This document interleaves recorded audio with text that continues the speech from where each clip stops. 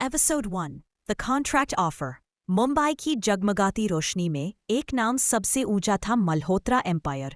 ये सिर्फ एक बिजनेस नहीं, एक साम्राज्य था जहां हर फैसला दिल से नहीं दिमाग से होता था। और इस साम्राज्य का इकलौता राजा अर्जुन मल्होत्रा था, एक ऐसा शख्स जिसके लिए इमोशन सिर्फ एक कमजोरी थी। वो अपने दुश्मनों को मिट्टी में मिला देता था और अपने हर फैसले में एक कड़क अटल निश्चय रखता था। लेकिन आज उसके अपने साम्राज्य का फ्यूचर खतरे में था। वही अर्जुन के ऑफिस में हम देखते हैं कि एक बेहद ही हैंडसम आदमी ऑफिस के कैबिन में एक चेयर पर बैठा था। वो करीब 30 साल का था, एक एक्सपेंसिव सूट में चेयर पर बैठा फाइल्स देख रहा था। उसका चेहरा सख्त था, आंखों में ठंडक और घमंड दिखाई दे रहा था। सामने उसका लॉयर मिस्टर गुप्ता, एक 55 साल के आदमी, थोड़ा घबराए हुए खड़े थे। मिस्टर गुप्ता थोड़ा हिचकिचाते हुए कहते हैं, अर्जुन, वो दादाजी की विल का पेपर वर्क मैंने फिर से चेक किया है। अर्जुन बिना सिर उठाए ठंडी आवाज में कहता है, और क्या नया मिला गुप्ता? वही पुराना ड्रामा, 1 साल में शादी, वरना सब कुछ विक्रम के नाम। मिस्टर गुप्ता धीरे से कहते हैं, जी वही है, लेकिन अर्जुन, आपके दादाजी ने साफ लिखा है कि शादी दिल से होनी चाहिए, लीगल फॉर्मेलिटीज से नहीं। उन्होंने मल्होत्रा एम्पायर की लेगेसी, उसके वैल्यूज को। वो इतना ही बोल पाए थे कि अर्जुन ने फाइल्स को जोर से बंद करते हुए गुस्से से उठते हुए कहा, बस mister Gupta, emotions, values, legacy, ये सब बकवास है। मल्होत्रा एम्पायर इमोशन से नहीं, स्मार्ट डिसीजन से बनी है। और स्मार्ट डिसीजन ये है कि मैं शादी करूंगा, लेकिन सिर्फ अपनी शर्तों पर। विक्रम, वो निकम्मा जो सिर्फ कसीनो और पार्टीज में पैसे उड़ाता है, कभी नहीं। मैं उसे ये एम्पायर नहीं लेने दूंगा। ये बोल अर्जुन गुस्से से ऑफिस में घूमने लगता है। मिस्टर गुप्ता ये देख थोड़ा पीछे हट जाते हैं। मिस्टर गुप्ता के चेहरे पर डर के भाव साफ दिखाई दे रहे थे। वो डरते हुए ही बोले, अर्जुन, शादी ये कोई बिजनेस डील नहीं है। ये अर्जुन एरोगेंट स्माइल के साथ मिस्टर गुप्ता के पास जाकर उनकी बात को बीच में रोकते हुए बोला, और मैंने कब कहा कि ये एक बिजनेस डील नहीं है? मुझे 500 करोड़ की डील करनी है, 1 साल के लिए, 1 साल का कॉन्ट्रैक्ट।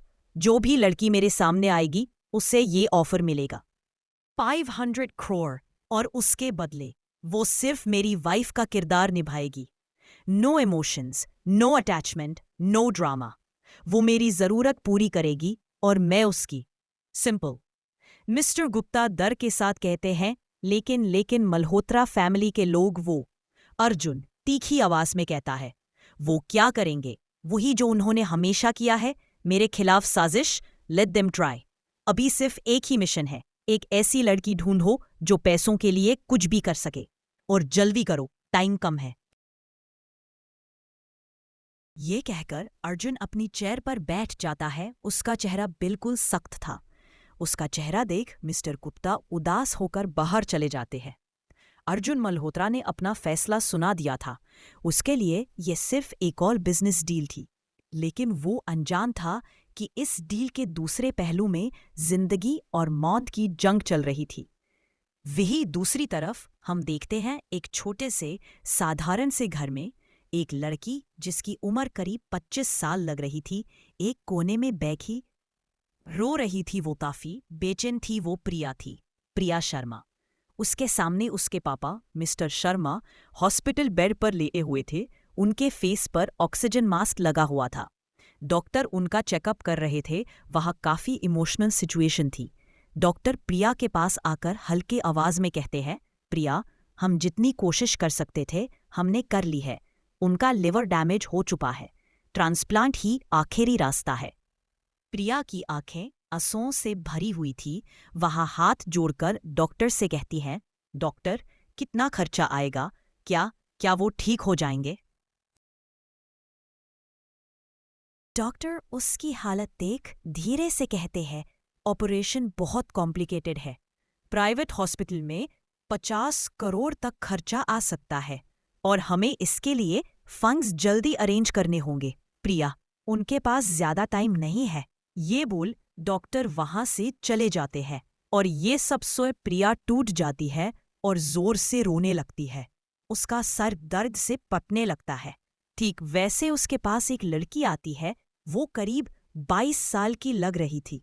वो रिया थी, प्रिया की छोटी बहन। रिया अपनी दीदी की ये हालत देख फिक्र भरी आवाज में कहती है, दीदी बस करो, संभालो अपने आप को। हम अब क्या करेंगे? हम बाबा को कैसे बचाएंगे? प्रिया दर्द के भाव और डिप्रेशन के साथ कहती है, मैं नहीं जानती रिया, हमारे पास इतने पैसे नहीं है, हमने सब बेच दिया है। मैं नहीं कूद सकती रिया, वो मेरी जान है, मैं उनके लिए कुछ भी करूंगी। रिया खुद को संभालते हुए कहती है, ओ दीदी बस करो फिल्मी डायलॉग, मैं मजाक नहीं कर रही हूं। सही में कोई अमीर लड़का ढूंढो जो तुमसे। इतना बोलते ही रिया रुक जाती है और उसको एक आइडिया आता है। बोल जोर से चिल्लाते हुए कहती है, ओ माय गॉड दीदी, बैंक लूट लो या फिर कोई बहुत अमीर परिवार ढूंढो जो तुम्हें अडॉप्ट कर ले। प्रिया हल्की हंसी के साथ रोती हुई ही कहती है, पागल ऐसी बातें मत कर, लेकिन तू सही कह रही है, कोई तो रास्ता होगा। वो ऊपर देखकर कहती है, भगवान कोई तो रास्ता दिखाओ।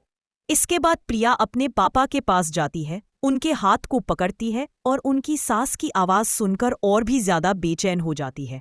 वो हॉस्पिटल से बाहर निकलकर कुछ सोचती है। थोड़ी देर सोचने के बाद वो कहीं चली जाती है। वहीं दूसरी तरफ अर्जुन के ऑफिस में प्रिया एक अजीब से नर्वस और बेचैन हालात में खड़ी थी। उसने एक पुरानी लेकिन साफ सुथरी ड्रेस पहनी थी। अर्जुन यूज ऊपर से नीचे तक देखा, उसके चेहरे पर सख्त और कोल्ड एक्सप्रेशन थे। वो घमंड भरी नज़ारों से प्रिया को देखता है। उसकी सेक्रेटरी टीना, एक 28 साल की एनर्जेटिक लड़की, दूर के पास खड़ी थी। तभी अर्जुन अपनी चेयर पर बैठे हुए ही ठंडी आवाज में करता है, मिस शर्मा आप यहाँ क्यों आई है? आपके रेज्यूमे में आपकी क्वालिफिकेशन हाई है लेकिन एक्सपीरियंस बिल्कुल नहीं। मैं आपको अपनी कंपनी में जॉब ऑफर नहीं कर सकता। प्रिया डर और हिचकिचाते हुए कहती है, जी मिस्टर गुप्ता ने कहा था कि आपको एक पर्सनल असिस्टेंट चाहिए जो। अर्जुन हंसते हुए उसकी बात को काट कर करता है, पर्सनल असिस्टेंट? मिस शर्मा, इस देश में लाखों लोग हैं जो मेरी पर्सनल असिस्टेंट बन सकते हैं, लेकिन मैंने आपको मेरी पर्सनल असिस्टेंट की जॉब के लिए नहीं बुलाया। मैंने आपको एक डील के लिए बुलाया है, एक डील जो आपकी जिंदगी बदल देगी। प्रिया कन्फ्यूजन से अर्जुन से कहती है, कैसी डील सर?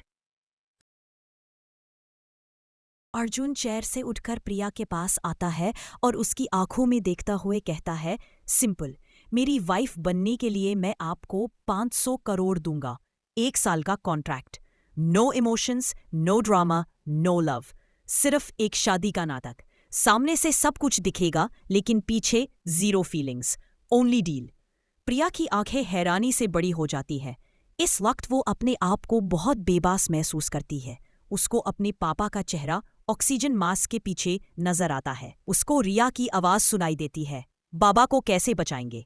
ये सब याद कर उसके हाथ कंपने लगते हैं। उसके दिमाग में एक साथ कपी बातें चलने लगती है। प्रिया अपने कांपते हुए आवाज में कहती है, ये क्या बोल रहे हैं आप? शादी और वो भी एक डील?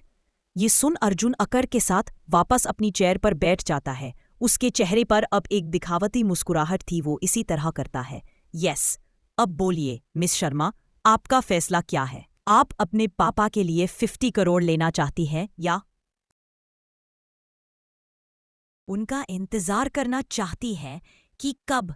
अर्जुन जानबूझकर अपनी बात अधूरा छोड़ देता है। प्रिया की आंखों में आंसू आ जाते हैं। उसको पता है कि उसके पास कोई और रास्ता नहीं है।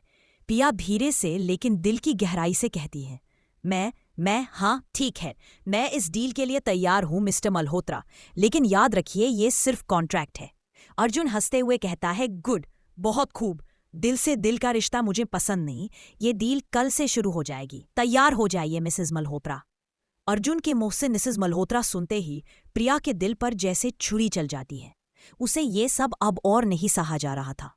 वो पलटकर बाहर जाने लगती है। उसकी सेक्रेटरी टीना, जो दूर के पास खड़ी थी, उसे गुस्से से देखती है। प्रिया के जाने के बाद टीना उसे देखते हुए आहिस्ता से अपने आप से कहती है, अरे ये बॉस तो रोबोट है, इसे प्यार का पी भी नहीं आता। इसकी शादी भी कॉन्ट्रैक्ट से हो रही है। बेचारी मिस शर्मा।